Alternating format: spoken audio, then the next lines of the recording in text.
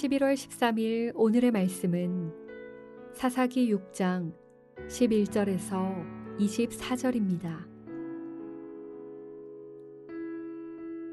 여호와의 사자가 아비에셀 사람 요아스에게 속한 오브라에 이르러 상수리 나무 아래에 앉으니라. 마침 요아스의 아들 기드온이 미디안 사람에게 알리지 아니하려 하여 밀을 포도주 틀에서 타작하더니 여호와의 사자가 기드온에게 나타나 이르되 큰 용사여 여호와께서 너와 함께 계시도다 하매 기드온이 그에게 대답하되 오 나의 주여 여호와께서 우리와 함께 계시면 어찌하여 이 모든 일이 우리에게 일어났나이까.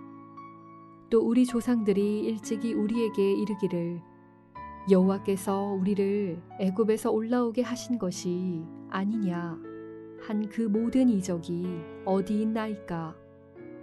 이제 여호와께서 우리를 버리사 미디안의 손에 우리를 넘겨주셨나이다 하니 여호와께서 그를 향하여 이르시되 너는 가서 이 너의 힘으로 이스라엘을 미디안의 손에서 구원하라. 내가 너를 보낸 것이 아니냐 하시니라. 그러나 기드온이 그에게 대답하되 오 주여 내가 무엇으로 이스라엘을 구원하리이까. 보소서 나의 집은 므낫세 중에 극히 약하고 나는 내 아버지 집에서 가장 작은 자니이다 하니 여호와께서 그에게 이르시되 내가 반드시 너와 함께 하리니 내가 미디안 사람 치기를 한 사람을 치듯 하리라 하시니라. 기드온이 그에게 대답하되 만일 내가 주께 은혜를 얻었사오면 나와 말씀하신 이가 주 되시는 표징을 내게 보이소서. 내가 예물을 가지고 다시 주께로 와서 그것을 주 앞에 드리기까지 이곳을 떠나지 마시기를 원하나이다 하니 그가 이르되 내가 너 돌아올 때까지 머무르리라 하니라. 기드온이 가서 염소 새끼 하나를 준비하고 가루 한 에바로 무교병을 만들고 고기를 소쿠리에 담고 국을 양푼에 담아 상수리 나무 아래 그에게로 가져다가 드리매 하나님의 사자가 그에게 이르되 고기와 무교병을 가져다가 이 바위 위에 놓고 국을 부으라 하니 기드온이 그대로 하니라. 여호와의 사자가 손에 잡은 지팡이 끝을 내밀어 고기와 무교병에 대니 불이 바위에서 나와 고기와 무교병을 살랐고 여호와의 사자는 떠나서 보이지 아니한지라. 기드온이 그가 여호와의 사자인 줄을 알고 이르되 슬프도소이다 주 여호와여 내가 여호와의 사자를 대면하여 보았나이다 하니 여호와께서 그에게 이르시되 너는 안심하라 두려워하지 말라 죽지 아니하리라 하시니라.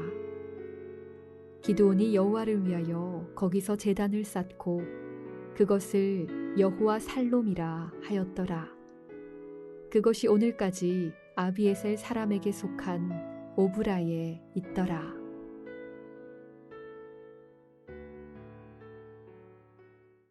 한평생 하나님의 말씀을 의지하며 하나님의 능력으로 살아가는 여러분이 되시기를 주님의 이름으로 축복합니다. 오늘 본문은 기드온이 사사로 부름받은 이야기입니다.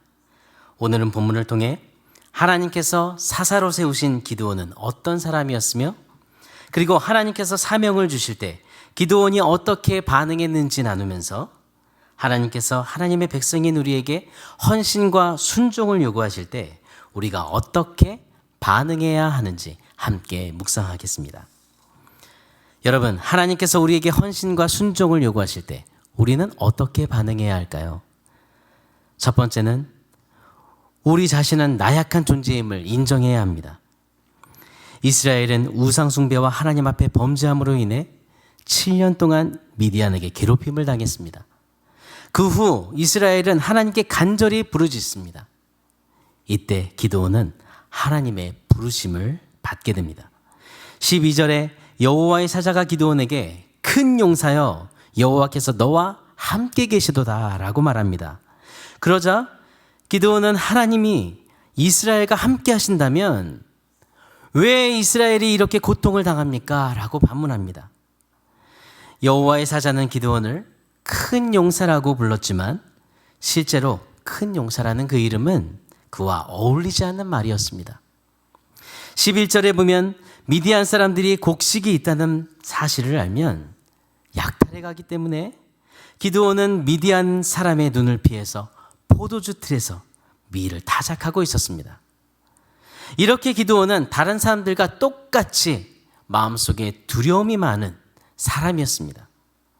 하나님께서 기드온에게 이스라엘을 미디안의 손에서 구하라고 말씀하실 때 제가 무엇으로 이스라엘을 구원합니까? 저의 집은 므낫세 지파 중에서 가장 약하고 저는 그 약한 가문 중에 가장 보잘것없는 사람이라고 말합니다. 기드온은 자기 자신에 대해서 잘 알고 있었습니다. 그래서 이 모든 일은 자신의 힘으로는 도저히 할 수 없음을 하나님께 고백했습니다. 하나님은 왜 이런 연약하고 의심 많은 기드온을 이스라엘을 구할 사사로 부르셨을까요? 기드온은 자신이 나약하고 보잘것없는 사람이었기 때문에 어떤 순간에도 하나님께서 주신 사명을 감당할 때 더욱더 하나님을 의지할 수밖에 없습니다. 하나님께서 연약한 기드온을 부르신 이유는 이스라엘의 구원을 이룬 그 후에도 그 일이 하나님의 힘으로 이루어진 사실을 분명히 드러낼 수 있기 때문입니다. 이렇게 하나님은 인간적으로 강하고 능한 자보다 약하고 무능한 자를 쓰십니다. 사무엘상 2장 7절에는 하나님은 가난하게도 하시고 부하게도 하시며 낮추기도 하시고 높이기도 하시는 분이라고 말씀하십니다. 하나님의 사자가 기드온을 큰 용사라고 불렀던 이유는 하나님께서 자신이 연약한 존재임을 인정하는 그를 큰 용사가 되게 하시기로 결정하셨기 때문입니다. 여러분, 우리의 가치는 어디에 있습니까? 우리의 가치는 우리의 재능이나 좋은 환경이나 우리의 노력으로 결정되는 것이 아닙니다. 아무리 하찮게 보이는 사람일지라도 하나님이 그를 존귀하게 하시면 존귀하게 되는 것입니다. 여러분, 하나님께서 우리에게 하나님의 일을 맡기시고 순종을 요구하실 때 먼저 마음의 교만을 버리십시오. 그리고 크신 하나님 앞에서 우리의 연약함과 무능함을 인정하시기를 바랍니다. 두 번째, 하나님께서 우리에게 헌신과 순종을 요구하실 때 기드온처럼 강하신 하나님을 의지해야 합니다. 17절부터 21절에 보면 기드온이 자신에게 말씀하시는 이가 하나님이심을 증거해 줄 표적을 보여달라고 요구하자 여호와의 사자는 기드온이 예물로 드린 고기와 전병을 반석 위에 올려놓게 하고 그 위에 국을 붓게 한 후에 반석에서 나온 불로 사름으로 인해 분명한 하나님의 말씀임을 보여줍니다. 또한 기드온이 가져온 예물은 그의 헌신과 순종을 보여줍니다. 여러분, 미디안의 압제 속에서 생계를 꾸려가기도 매일매일 어려운 환경에서 그가 가져온 예물은 적은 양이 아니었습니다.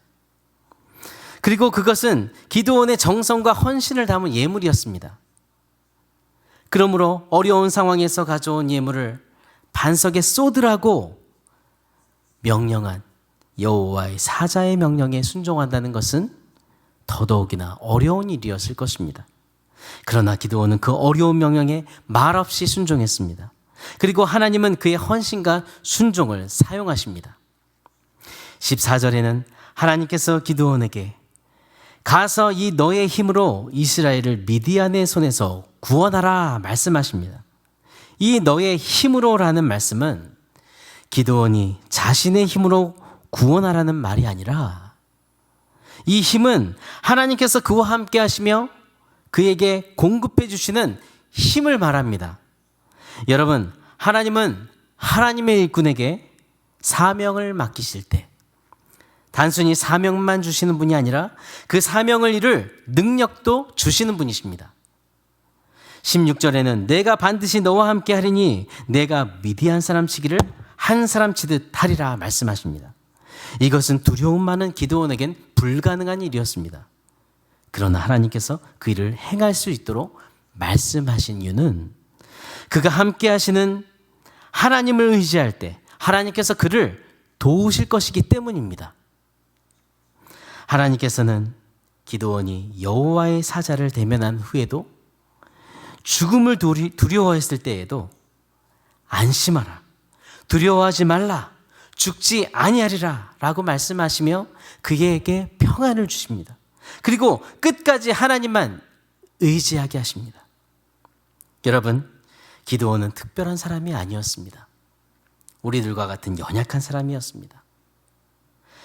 그러나 하나님은 그를 통해 이스라엘을 구원할 큰 계획을 갖고 계셨고 그의 헌신과 순종을 사용하셨고 그 일을 감당할 능력을 그에게 주셨습니다. 사랑하는 여러분, 하나님은 오늘도 여러분의 헌신과 순종으로 하나님의 역사를 이루십니다. 하나님께서 우리에게 헌신과 순종을 요구하실 때 기드온처럼 우리가 나약한 존재임을 인정하십시오. 하나님께서 주신 사명을 감당할 힘까지도 주님께서 나에게 주신다는 것을 믿고 주님을 의지하십시오. 날마다 하나님 앞에 헌신과 순종을 드리며 하나님의 역사를 이루는 여러분이 되시기를 기도합니다. 오늘의 암구원은 나의 연약함을 인정하고 강하신 하나님을 의지하라입니다.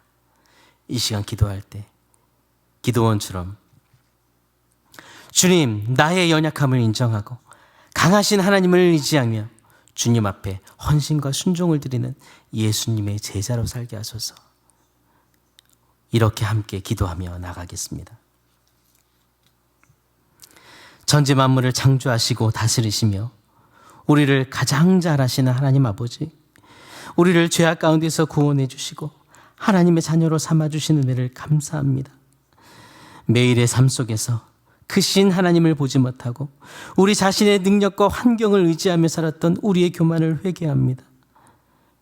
우리는 하나님의 은혜가 아니면 죄악 가운데서 방황할 수밖에 없는 존재입니다. 연약한 기드온처럼 우리도 그와 마찬가지로 내 힘으로 할 수 없는 일들 속에서 늘 실망하고 좌절하며 살아가는 연약한 존재임을 고백합니다. 그리고 기드온을 쓰신 것처럼 연약한 우리를 들어 주님의 영광을 위해 사용하실 것을 믿습니다. 우리의 헌신과 순종을 통해 주님의 영광을 드러나게 해 주옵소서. 주님, 오늘 오전에 있는 중직자 수련회에 성령의 은혜를 주옵소서. 하나님의 일꾼들이 한 마음으로 하나님이 사랑하는 공동체를 이끌고 섬길 수 있도록 은혜를 주옵소서. 중직자들의 헌신과 순종을 통해 하나님의 뜻을 이루며 영광이 드러나게 해 주옵소서. 그리고 목자와 멘토와 모든 섬김이들의 헌신과 순종을 사용하셔서 하나님의 역사를 이루시고 주님께서 맡기신 직분을 감당할 때 마음의 평안과 담대함을 주시며 하나님이 주신 사명을 감당할 힘을 주심을 믿고 주님을 끝까지 의지하게 해 주옵소서.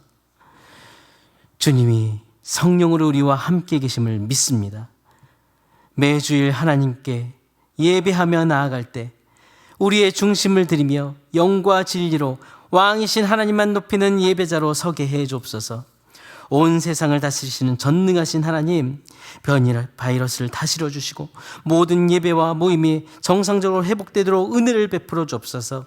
백신을 맞으시는 성도님들과 사랑하는 자녀들의 마음에 평안을 주시고 다음 주 수능을 준비하는 우리 자녀들의 마음이 평안함으로 아버지 그 모든 시험을 준비토록 인도하여 주시며 주님을 의지함으로 이 시험을 잘 치를 수 있도록 힘과 지혜를 더해 주옵소서. 하나님, 담임 목사님의 연약한 육체를 강건하게 해 주옵소서. 말씀을 전하실 때에도 편안한 호흡과 힘 있는 성대와 맑은 목소리로 말씀을 전하기에 부족함이 없도록 성령으로 붙드시고 목사님께서 주님의 사명을 감당할 때 충성스럽게 감당할 수 있도록 주님 큰 능력을 더해 주옵소서. 하나님, 기업하는 지체들에게 믿음을 주시고 그 기업을 이끌어갈 수 있도록 오늘도 하늘의 은혜를 베푸시며 사업상에 복의 복을 더하여 주시기를 원합니다. 어려운 이때 믿음으로 인내하며 주님의 인도하심을 더 크게 경험하게 도와주시옵소서. 연약한 지체들에게 믿음을 주시고 오늘도 간절히 주님께 부르짖는, 간절히 주님을 찾는 우리 하늘 가족들에게 아버지 하나님, 그 아픈 곳을 하나님 싸매고 치유하여 주시길 원합니다.